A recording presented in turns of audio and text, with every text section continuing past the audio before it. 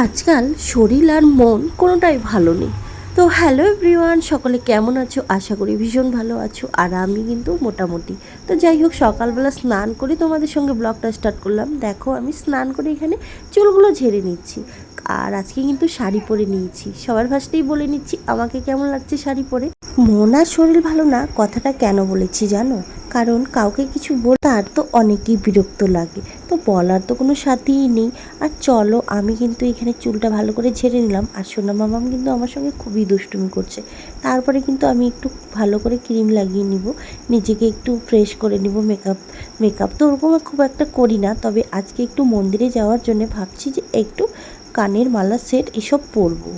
তো তারপরে দেখো, আমি কিন্তু খুব সুন্দরভাবে এখানে বসে সিঁদুর পরে নেব। তোমরা কিন্তু মনে করো না যে আমি ব্লগ করি এই জন্যে তোমাদেরকে বসে সিঁদুর পরানো দেখাই। আমি কিন্তু চেষ্টা করি যে সবসময় বসে বসেই সিঁদুরটা পরার। তবে আজকাল সোনা মামামের জন্য না হয়ে ওঠে না, কখনো দাঁড়িয়েই পরে নিতে হয়। তো যাই হোক, সেই সব গল্প না হয় পরেই করলাম। তো আমরা যে আজকে মন্দিরটায় যাব সেটা কিন্তু তোমাদেরকে আগেই বলে দিই। আমরা যে মন্দিরটায় যাব সেটা হলো মৎস্য বাবা মন্দির, মানে শিব ঠাকুরের কোনো একটা অংশ। আমি এর আগেরও কোনো ব্লগে বলছিলাম।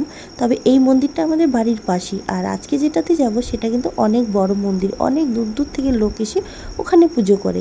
আর সোনা মামাম কিন্তু আমার মাঝখানে এসে দাঁড়িয়ে আছে। ও কিন্তু দুষ্টু করেই যাচ্ছিল। তার জন্য কিন্তু আমি সিঁদুরটা বসে খুব একটা পরা হয় না, তবে চেষ্টা করি। তো যাই হোক, আমার কিন্তু এখানে সিঁদুর পরা কমপ্লিট। আর এখানে দেখো, সোনা মামাম দুষ্টুমি করছিল। ওর ফটোটা দেখছিল, তো ও খুব খুশি হচ্ছিল, কিছু তো বলছিল। তারপরে দেখো, আমার কিন্তু পূজা পাঠ পুরো কমপ্লিট হয়ে গেছে। পূজা পাঠটা সকাল সকালই কাজ করে করে নিয়েছি, কারণ মন্দিরে যেতে হবে তাই জন্যে। তো চলো, আমি নিজেকে আরেকটু তৈরি করে নিই। তো দেখো, আমি এই যে চুড়ি মালা কানের একটু পরে নিলাম, আর একটু হালকা করে লিপস্টিক লাগিয়ে নিব। আর সিঁদুর তো আগেই পরে নিয়েছিলাম।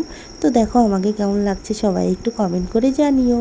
আর এইদিকে কিন্তু সোনা মামার পাপাও রেডি হয়ে গেছে, আর ওকেও স্নান করে রেডি করে দিয়েছি। আর এই যে পাশের দুটো বাচ্চা ওকে জামাটা ফিতাটা বেঁধে দিচ্ছিল, তবে ও যে দুষ্টু, ও তো পাউডারই লাগাতে চায় না।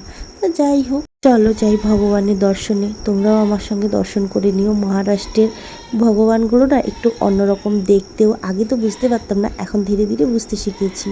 তো চলো, আমরা কিন্তু এখন গাড়িতে বসে যাব। আর একা একা ব্লগটা করার জন্য কিন্তু সমস্ত কিছু যে তোমাদের সঙ্গে শেয়ার করতে পারি তা কিন্তু পারি না। যাই হোক, এখানে হাইওয়েতে চলে এসেছি। একটু ভয়ে ভয়েই মোবাইলটা ধরছিলাম, কেননা এক হাতে তো ওকে ধরতে হচ্ছে।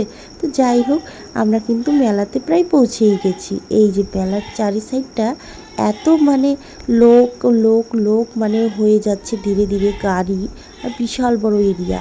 আর মেলায় কিন্তু দুটো দুটো মেলা বসে, এখানে মন্দিরের পাশে একটা আর আমাদের বাড়ির পাশে একটা।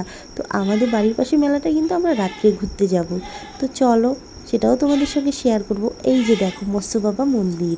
আর এই মন্দিরটা খুব জাগ্রত। সবাই না এখানে খাসি আর জোড়া মুরগা এইসব বলি দেয়। আমরা তো সেরকম কিছু এখনও করি না। তো এখন আমরা নারিকেল, ফুল, কর্পূর, ধূপকাঠি এইসবই কিনে নিলাম, এসব দিয়ে পুজো করব। আর মন্দিরটাতে কিন্তু আমি প্রথমেই আসলাম। আগে কিন্তু বর্মশাই এসে ঘুরে যেত, তবে আমার কিন্তু আসা হয়নি। তারপরে দেখো, আমরা কিন্তু পুজো কমপ্লিট করে নিলাম। ভিতরে অনেক পুলিশ, অনেক গার্ড ছিল, যার জন্য আমরা ভিডিও করতে পারিনি। তো দেখো, আমরা কিন্তু সুন্দরভাবে পুজো টুজো দিয়ে এবার মেলাতে কিছু কেনাকাটা করবো নাকি ভাবছিলাম। আর এতটাই রোদ যে যার জন্যে আমরা কিন্তু কিছু নিয়েও নি। আর ফটাফট কিন্তু আমরা বাড়ি আসার চেষ্টা করছিলাম। তো মেলায় গিয়েছি, কিছু তো একটা খেতে হবে। তো সকাল সকাল সেরকম কী আর খাবো। তারপরে ভাবলাম যে ওই যে কুশারের জুসগুলো একটু খেয়ে নিই। তারপরে দেখো, আমরা কিন্তু কুশারের জুস খেতে বসে গেলাম। আর কুশারের জুস খেতে আজকের ব্লগটা কিন্তু এখানেই শেষ। সবাই জানিও ব্লগটা কেমন লেগেছে, আর কে কোথা থেকে বলছো অবশ্যই জানিও। আর সকলকে জানাই অনেক অনেক টাটা, বাই।